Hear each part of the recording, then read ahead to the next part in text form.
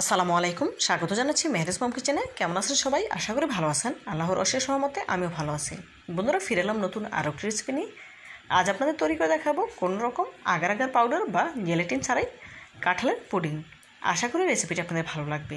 তো বন্ধুরা, স্কিপ না করে পুরো ভিডিও জুড়ে সাথে থাকার অনুরোধ রইল। চলুন মূল রেসিপিতে যাওয়া যাক।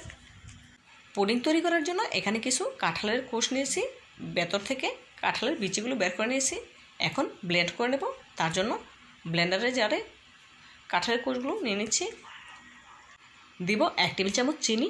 যেহেতু আমার কাঁঠালটা অনেক মিষ্টি ছিল, সেজন্য এর থেকে বেশি চিনি প্রয়োজন পড়েনি। আপনারা আপনাদের কাঁঠালের মিষ্টি বুঝে চিনি অ্যাড করবেন।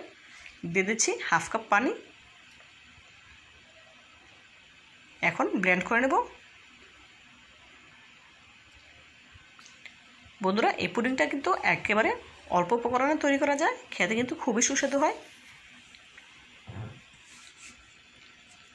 দেখুন, ব্লেন্ড করে নিচ্ছি। তো বন্ধুরা, আপনাদের কাছে ছোট্ট একটি রিকোয়েস্ট রইল, যারা আমার ভিডিওটিতে এখনও লাইক দেননি প্লিজ একটি লাইক দিয়ে দেবেন। আর যারা আমার চ্যানেলে নতুন ভিজিট করেছেন, চাইলে চ্যানেলটি সাবস্ক্রাইব করে আমার পাশে থাকতে পারেন এরকম নিত্য নতুন রেসিপি পাওয়ার জন্য।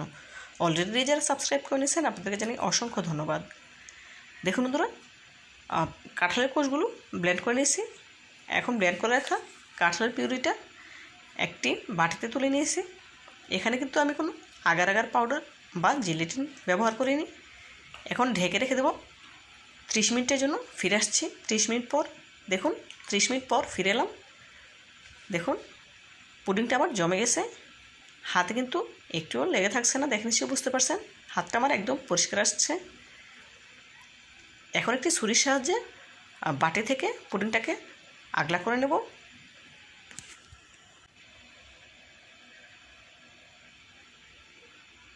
এখন একটি প্লেটে তুলে নেব।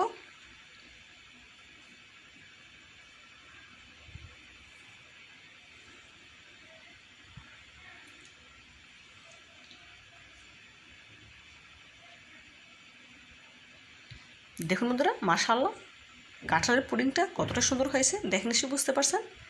এখন আপনাদের কেটে দেখাবো।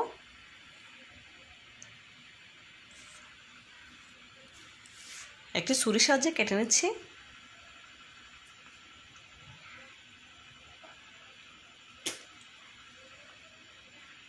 দেখুন, মাশাআল্লাহ, কোনো রকম আগার আগার পাউডার বা জেলটিন ছাড়াই কত সুন্দর কাঁঠালের পুডিং তৈরি করে নিলাম।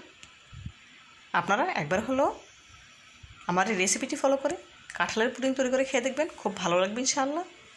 তো বন্ধুরা, আমার এই রেসিপিটি যদি আপনাদের একটু হলেও ভালো লেগে থাকে, প্লিজ লাইক, কমেন্ট এবং শেয়ার করবেন। আর আমার চ্যানেলটি সাবস্ক্রাইব করতে একদম ভুলবেন না।